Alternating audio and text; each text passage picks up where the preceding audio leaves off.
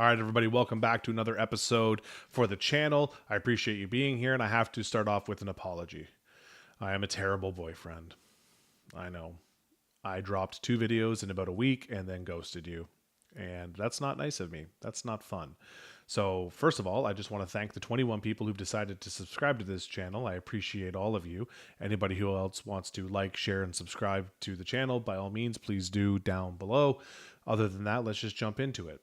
I was cleaning out my phone of all of my videos, or at least most of them, because I take a lot of videos and pictures. I record just about anything and everything I can. I am that guy. So in deleting the 2,000 some odd videos I had that are mostly gym related, because I record stuff for my coaches and then stuff for YouTube and Instagram, I came across the videos for my first ever powerlifting competition in May 2022. And I thought, you know what, that's a good opportunity to talk about it, because it goes into what I tell everybody when they ask me, how do I get into it? You just have to do it. And I had this idea that I wanted my lifts to be at a certain point before I started competing. And I kept moving the goalpost until I decided, you know what, we're just going to do it. And I did. And I'm glad I did. So without further ado, my first ever powerlifting competition, live and in Technicolor. Well, not live, but you get the point. May 2022, Scorybreck Barbell Open 2. I didn't do the year before because I didn't feel like I was ready. This is what I talked about moving the goalposts. So I thought, you know what? No, this year I'm doing it. And I'm really glad I did for a lot of reasons. I met a lot of cool people and it was nice to get on the platform. So I did all this on my own. I had done all my training by myself for since 2019 to 2022 on my own. I ran the 531 Black Iron Beast online program. I had kept track of all my numbers, but that was about the extent of it. So when I started prepping for this, I ran the Calgary Barbell Free 16-week program to get me into it. But what it did for me was great in terms of helping me get stronger, but I had to pick all my attempts on my own and just kind of bounce ideas off of people around me. But I hadn't built the circle that I have now, so it was all a guesswork. And we'll see that based on these attempts. So my opening squat, 468.4 pounds, and I can already hear some people judging me for wearing all SBD of the same color. I'll tell you why I did that. I was super nervous about getting the wrong equipment because I'd done a deep dive on what was legal, what wasn't legal in the IPF, in the CPL, which is where I was lifting under this program or under this competition.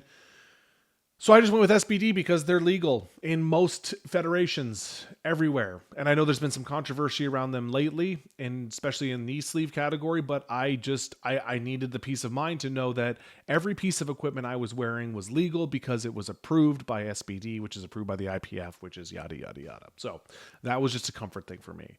So I opened at 468.4. Did it super easy. From there, I jumped to 518.1. And this is going to be a trend through this competition, is wild jumps, because I have no idea what I'm doing. But I hit 518 and it felt good.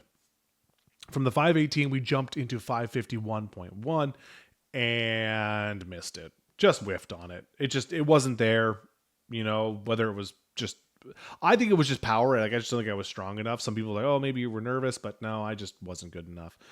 So squats were done. My nerves had settled. I was kind of starting to feel the energy of the room. I was seeing some really big dudes lift some really heavy weights, and I was like, yes, this is what I'm here for. This is amazing. And the crowd was into it as best they could, given that they were under tense and the weather wasn't holding out. But it was all a lot of fun so far. And I had one of my best friends there helping me. We go way back. We've been friends now for 20 years. So I had him there handling me on the day, which helped keep me at ease because I was able just to talk to somebody I knew, because I didn't know a lot of other people there. Then we moved on to bench. I started at 264.5. And it went good. Commands were good. Everything was good. You want to talk about wild jumps? I jumped from 264.5 pounds to 330.7. Because I have a small, smooth brain. It doesn't have a lot of wrinkles in it.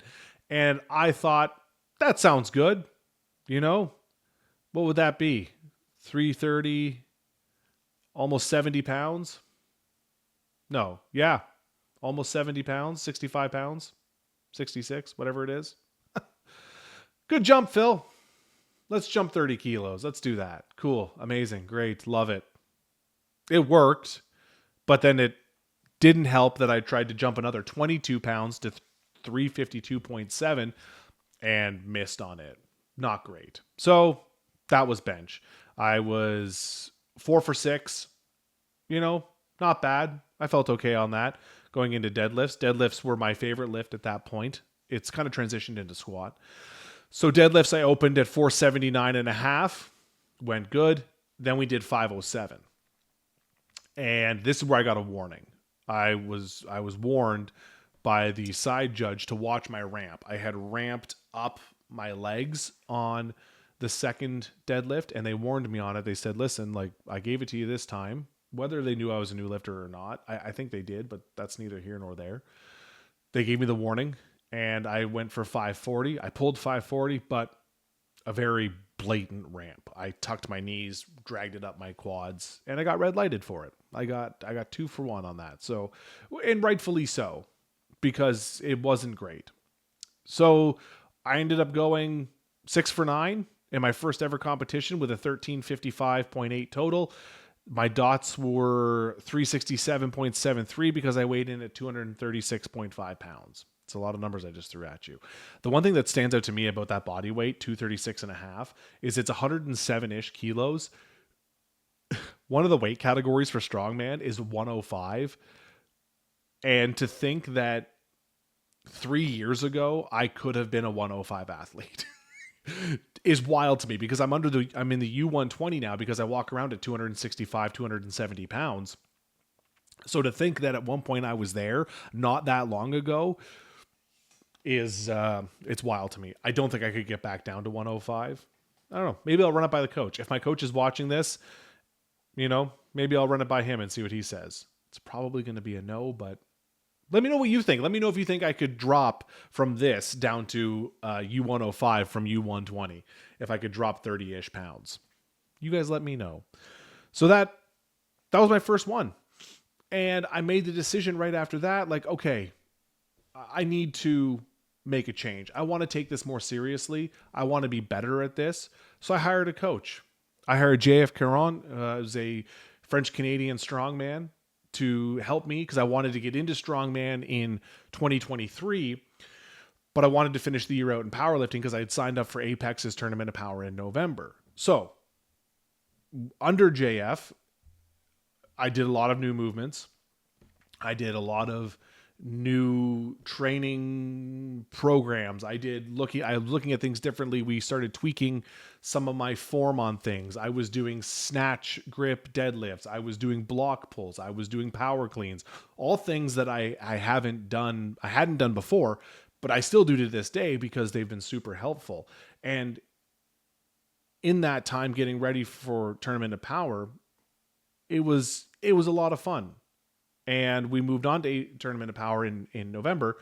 I weighed in at 257.9, so I had gone up over 20 pounds, which felt good. I was starting to feel a little bit more in my skin because I was feeling stronger and better. So, Tournament of Power, we open 507 and then jump to 551. Already, I'm thinking, okay, these are much more logical jumps. I'm starting to see a better way at picking jump attempts. So 507 to 551. I hit 551, which was a PR. That's what I missed in May. And it was now my second attempt. Now the wheels are spinning, like, this is what having a coach can do for somebody, or at least for me. It's not for everybody. I understand that. But for me, it's like, okay, this is obviously working, because my second attempt here beats what I failed in May. Then we jumped to 584. And the reason I picked 584 on both my squat and my deadlift was because I was still thinking in gym bro terms on 45-pound plates. And that's a 6-plate squat. And that's what was in my head. And I missed it. To this day, I still rag on the spotters a bit because I thought I had it. I thought I could have grinded it out. I get why they jumped in, and I'm not. They saved my life. Everyone's gonna be like, well, Phil, those spotters and loaders, they're just there to save your life, and they thought you were gonna die. Well, yes, I know, but I would have preferred to have died. Not really. I'm glad they did what they did. But given a later squat in my career, let's call it, and how much I grinded it out and nobody jumped in and I managed to get it. But seeing this, I'm like, I could have had it. Probably not, but I like to say I could have anyways. So that was good. So squat, failed my squat, but I was resetting for bench press. Bench press, I opened at 308. And again, talking about jumps, I jumped 308 to 330. 330 was my second attempt the year prior, back in May. And I hit 330 from 308, which meant I had more energy for my last attempt, which was 341, which I hit. So it wasn't the same third attempt I had made, but it was a smarter third attempt. It was only 11 pounds. And guess what? I hit it. I don't know if I could have hit 352, but I hit 341, which was a PR. Great. So now I've only missed one squat. Now we're going into deadlifts. Deadlifts, again, getting more comfortable with deadlifts, having more faith in my deadlift. We opened at 512 and a half, which was a PR. I was opening with a PR now in just a short amount of time. And I understand these are all rookie gains. I get it, but I needed this. I needed this to know I am doing something right. So I opened with a PR at 512 because I had done 507 in May, but missed that 540. Then we jumped to 551. Again, moved really well, was really happy with it. 584. Again, this is that 6-plate deadlift in my mind. And I got it. And I couldn't have been happier. I finished the day with a 1477 total and a 388 dots. So that was a win for me. I didn't really care about dots at the time. I cared more about the individual lifts. Now that I've kind of gone on over the last 3 years, I look at it more in terms of total and dots because that's more the language. So my first year powerlifting, I called a rousing success. I had done some on my own. I had done some with a coach. I had seen a marked difference in doing it with a coach versus doing it on my own. And that's what I decided to stay with as we rolled into 2023. In 2022, we'd already started incorporating some strongman training into my weekly training because that's what I wanted to do in 2023. 2023 was my first strongman season and it was a disaster. It wasn't great mentally, although it had good ups. Physically, it was not a great year, but I'll save that for the next one as we start to roll towards 2025's provincials. So I appreciate everybody who's taken the time to watch these videos. Everybody's been patient and waited for this one. The 21 of you that have subscribed to this channel, thank you. If you get a chance, guys, please check out my sponsors. OC Supplements in Shelburne. You can do online orders with them. Family owned, family run. Joe and Jessica are amazing people. They've got a great inventory of supplements. It's where I go to buy my supplements because one, they're local for me, but also being able to order online is huge, especially in today's world where everything is done online. And I like to support family. They're great. Use my code PDL10 at checkout to get a discount. I'll leave that in the description below as well. So use that code, or it might be somewhere in the video. I don't know what I'm going to do yet. I don't plan these things out very well. But PDL10, OC Supplements, check them out. K2 Milling, they use all locally sourced wheat that they can get. They have to import some from out west, the western provinces that will grow buckwheat and things like that they don't necessarily grow here in Ontario. But I love to bake. I love having baked goods, as you can probably tell by this doughy body of mine, as I look like a Mr. Clean Pillsbury Doughboy kind of mashed together. And that's where I get my flours from for all of my baking, for cookies, breads, pancakes, whatever. If you need gluten-free, they've got you.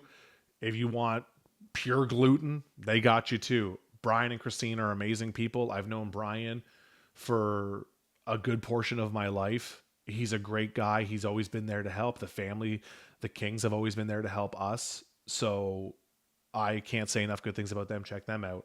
Where I train, Skull House, they have apparel. Shop online, skullhouse.ca. They have their website. You can find their apparel on there. We also do online coaching, myself and Randy. Again, family owned operated. There's a bit of a theme here for the 3 people that have supported me in my life, and I like to give back to them because that's what means a lot to me before I end up being a corporate sellout and start promoting you that you can buy land over in Scotland. And it's 100% not a scam. It's legit, I promise. Skull House is where I train. Best gym around. Transitioned from powerlifting into a strongman slash powerlifting gym, but also an everything gym. I have clients that train there. I have one client, she's in her 60s. She loves it there. And if she's not intimidated, then nobody should be intimidated about going to Skull House. We have a clientele from just a wide variety of people that go there. We have everything you could possibly need to start your fitness journey. So check them out. Thanks again, guys. I'm hoping to have a 2023 video up in less time than it took me to do this video as we get ready for Provincials 2025, which is coming up quickly. All right. Thanks, guys.